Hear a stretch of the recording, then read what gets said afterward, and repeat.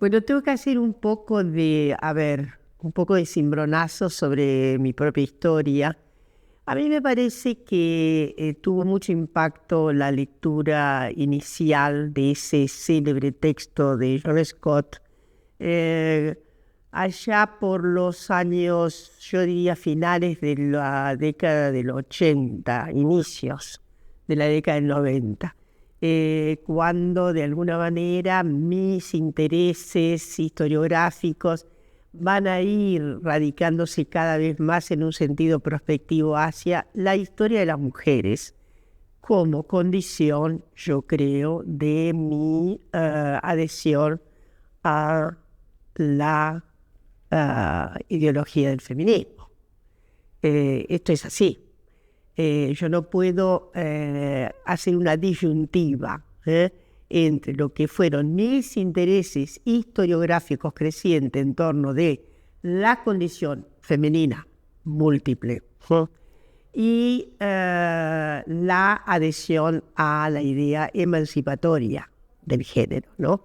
Entonces, yo creo que fue a finales de los 80 y en un momento muy interesante, digo, en que ya veía claro para mí que después de ese trabajo en el que estaba muy inscripta, desde mi regreso del exilio, que era una relectura de lo que había sido las culturas populares, ¿no?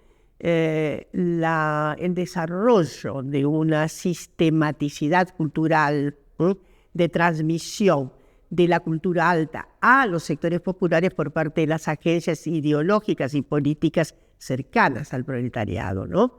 Entonces, que ese fue un empeño muy grande mío y que ya de alguna manera se cruzaba con el interés y la devoción por imprimir un sentido de investigación a mi curso futuro en torno de la condición de las mujeres, que devenía además como un antecedente importante, creo, de la inspección que había hecho sobre el anarquismo y la circunstancia de las mujeres.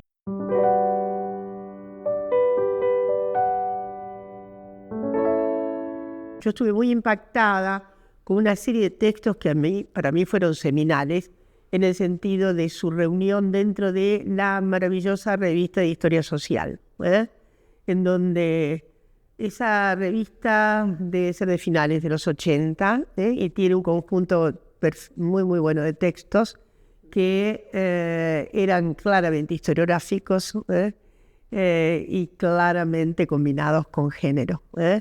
Entonces, creo que fue por ahí que en esas circunstancias, fines de los 80, en que me encontré con este texto de John Scott, que fue tan importante, tan decisivo y tan demarcatorio, ¿no? Primero tenía como una clara connotación de género, orden femenino. Ocupaba de las mujeres. Eso debo decir. Si no, más allá de que género se tuviera, género empezó a ser para mí una representación 90, finales de los 90, tenía una semiótica que disparaba en un sentido que no era ni varón ni mujer, era algo más, ¿no? Sin embargo, el uso práctico, y yo diría casi el sentido común historiográfico que teníamos en aquel momento, lo hacía muy pregnante de condición femenina. 2, es cierto que la condición femenina, siempre lo tuve bastante claro, era muy diversa, absolutamente diversa, absolutamente diversa. En esa diversidad de la condición femenina, el propio género estaba en una tensión. El género se ponía en tensión debido a la modificación, que desde ya por las intercalaciones habidas de clase, en fin, étnicas, etcétera, sobre todo de clase, en mi perspectiva de aquel momento.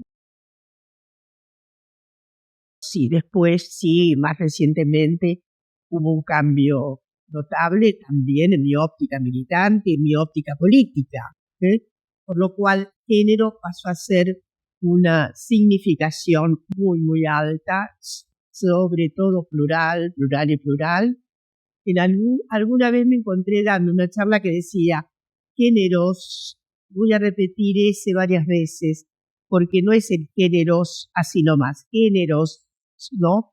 Lo dije de manera provocativa para dar idea de que teníamos, sí, que había habido una cierta precariedad. Desde ya, la textualidad que nos aproximó en su momento Butler fue decisiva, ¿no? Con su famoso texto, que en realidad era una organización de sus artículos precedentes acerca de el género estaba con una diatriba, ¿no? Pero bueno, no quiero meterme ya en la línea de Butler, que de todas maneras no fue de inmediato que pude asimilarla. La primera lectura de Butler para mí fue de enorme incomodidad, sobre todo porque el dedito de Butler amenazaba la estabilidad que habíamos conseguido las feministas con géneros, aún en plural, ¿no? Entonces, porque se sabe muy bien que la primera interpelación que hace Butler es a las feministas, a la comodidad feminista de sentirse tan amparadas con el género como precursor de las diferenciaciones socioculturales, etcétera, ¿no? Entonces, para mí, insisto, géneros en plural, pero de uso ya político, porque voy a recordar que hacia fines de los 90 yo estaba como legisladora, como diputada de la Ciudad de Buenos Aires, y conocí de cerca, muy de cerca, con mucho impacto, la primera procura de derechos de las personas travestis. Entonces yo la conocí a Loana y a otras compañeras travestis, justamente cuando yo era legisladora y venían a procurar el reconocimiento de sus derechos.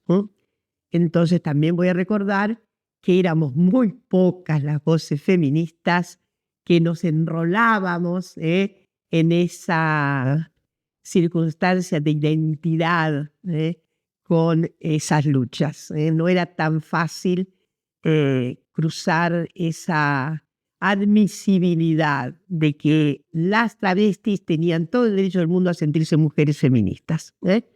Entonces, digo, a sentirse es un modo porque hay perdón esta línea de aclaración, hay una tradición en la Argentina que da a la identidad de las travestis esa identidad. Y eso tiene muchísimo que ver con la marca inicial de la propia Loana, y, en fin.